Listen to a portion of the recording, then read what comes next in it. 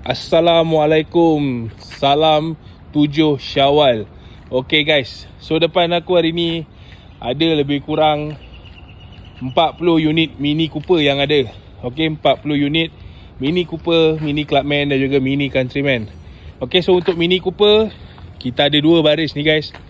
Hampir 25 hingga ke 30 unit Mini Cooper yang ada, daripada 1.5, 2.0 dan juga 2.0 JCW.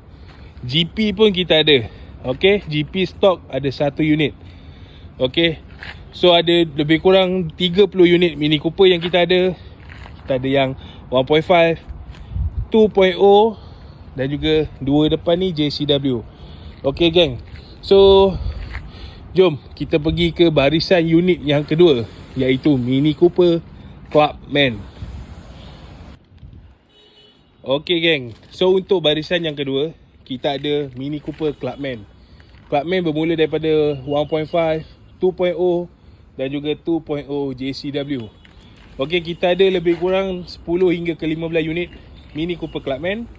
So kalau korang berminat dengan Mini Cooper Clubman, sekarang Roger sekarang stok terhad, stok limit.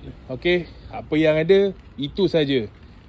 Okay geng, so jom kita pergi ke variant ataupun barisan unit yang terakhir. Okay, so untuk barisan yang terakhir kita ada Countryman.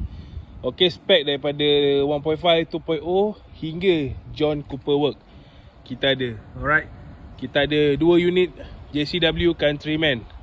So mana-mana yang berminat untuk mendapatkan kereta-kereta Mini Cooper, korang terus tekan link di bio ataupun korang WhatsApp aku di talian 017-3670-749.